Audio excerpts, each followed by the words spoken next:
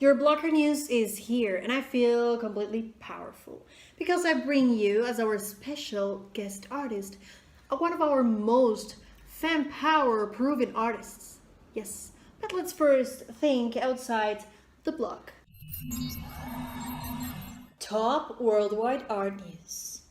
I gotta start with this one because it's free for every single one of you. Yes, you, and you. Free art courses by the Moma. In Moma's free massive open online courses on Coursera, you will hear directly from artists, look closely at works in their collection and exhibitions. You can enroll anytime and complete the course at your own pace. My favorite one, Modern Art and Ideas. This course encourages learners to understand, enjoy, and use modern and contemporary art and design through 4 themes. Yes, 4. Places and spaces, arts and ideas, transforming everyday objects, and art and society. I'm already subscribed to all art related, so what are you waiting for, really? More info on their website. The Association of Museum Directors in the USA had loosened its restrictions on selling art. Okay, so this has a starting point. When was this? When the Baltimore Museum of Art's planned to raise $65 million for inclusion initiatives involved selling Andy Warhol's Last Supper, created on 1986. Christopher Bedford, director of the Baltimore Museum of Arts, believed that the museum could make huge strides selling just 3 works. But very quickly, opponents of the sale, including former BMA board members and staffers, were gaining traction. Bedford's goals were admirable, they said, but he was betraying the museum field. It is the job of a museum to protect art. Patrons and artists would think twice about donating art or money if they believed that works in the collection could become a funding stream at the director's whim. Accusations of impropriety were made, with some asking the Maryland Attorney General to investigate. The BMA was now the leading poster child for art collection carelessness, wrote Christopher Knight, the Pulitzer Prize-winning art critic who has long condemned major museum sales. What we're doing is not for everyone, including the Christopher Knights of the world, Bedford said. There is a pressing need for change within institutions in this country, and I include their entire world, because we have been failing in our mission of providing the right kind of service. He was blunt.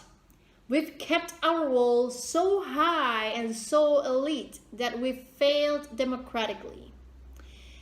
Agree to that last sentence, Mr. Bedford. What is your opinion about this? Does this happen also in your country? Feel free to drop a comment below this IGTV. I get the honor to announce this week's Blocker special guest, and he's female Peruvian Ana de Orbegoso. Yes, true fan power. New York-based interdisciplinary visual artist. She uses popular iconography, exploring aspects of gender and identity in photography, projections, videos, street art, amongst others. Her video, The Last Inca Princess, was awarded Best Experimental Short at the 2015 Big Apple Film Festival and the 2016 California Women's Film Festival, amongst others. The video was included in an exhibition organized by BLOC and Aninat Gallery in Santiago de Chile called Desbordes del Perú. Want to know more about her? Here you go. Hello, my name is Ana de Orbegoso. I am a multidisciplinary artist based in New York. I was born in Peru, and I work between Lima and New York. In my art practice, my primary interest has always been identity. What are the characteristics that determine who we really are?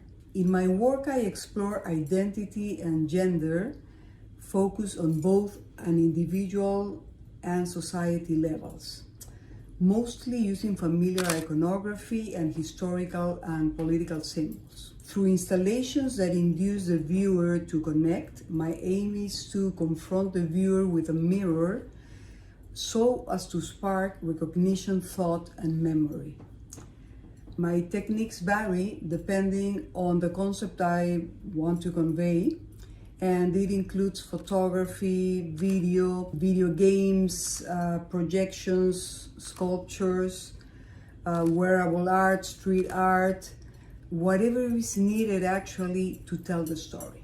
My work is greatly informed by Peruvian cultural and aesthetic values, reinterpreting historical iconography with elements of contemporary art and so generating new symbols. Why is it important to remember history? I would like to present you with the series, So What Do We Do With Our History? With the intention of doing a visual exploration on how to interact with our historical objects and how to adapt them to our contemporary lives, I chose to work with a ceramic vessel from the Mochica culture called the portrait huaco, one of the most known icons in ancient Peru. By deconstructing the iconic image, creating new symbols, I adapted history to my experience. By exploring our history, we hold on to our culture. Adapting it to our daily lives, we make it our own, it lives with us, and therefore it transcends. For this project, I created sculptures made in resin in vibrant colors, and also gold, silver, and copper plated, the metals that represent Peru and were desired so much by the conquistadors. Compared to the ancient pottery vessel that had a hyper-realistic face, my neo-huacos didn't have a face. They don't resemble anybody else. In order for the viewer to reflect its face on it, no? Another piece was a video installation, a projection on an object. The projection falls on the face of the neo-huaco sculpture, showing faces of actual Peruvians morphing into one another and mixing also with the faces of the ancient potteries, with the idea that we are all mixed, the ancient with the contemporary. Photo collages were also created for this series, portraits of youngsters dressed up with pieces of ceramics and archaeological sites, trying to wear history on them. During an artist residence at the Larco Museum in Lima, I had the opportunity to explore the biggest collection of Mochica culture ceramics. I set up a small studio in the storage room and was able to have photo sessions originating a conversation between the ancient potteries and my neo-huacos. The session was like a manga style story with the characters on both sides of the stage interacting like a theater piece. Now I would like to take you through my latest project, an ongoing project called Feminist Projections. It's a project that supports the effort that millions of women are currently making for gender equality all around the world. For this work, I have used a tool that fascinates me. It's projectors. I'm also making photograph, textile art, and installations. To continue the conversation originated by feminist movements, I looked for photos of feminist marches and posters on women's empowerment and projected them on the street and all kinds of places, and also created portraits projecting them on faces and bodies of women. My subjects are mostly women in their diversity, of different races, social classes, professions, and interests, all united by the same sentiments: intolerance to the epidemic of domestic violence and dedication to advancing women's rights. For my own participation in the women's marches, I created a wearable vest with a message, a power vest. This inspired me to create a series of vests made from different materials, ranging from leather to lace and everything in between, reflecting the multiplicity of women's passions. A kind of an armor with affirmations and statements that women live daily. In the same way we dress with the intention of reflecting a missive, we must dress mentally with a daily message that keeps us on track in our struggle. With them, I have created performances and a series of portraits inviting every kind of gender, from women to men, trans and non-binary, to wear these vests showing their support to the women's movement. So if you get inspired and would like to support women's rights, I invite you to have a portrait taken with one of my power vests. So if you're in New York, just give me a call and I'll make it happen. Thanks for bearing with me. Bye-bye and be safe. Thank you so much, Anna, for sharing about your amazing and powerful artwork to all our followers. This only reflects how talented Peruvian artists are.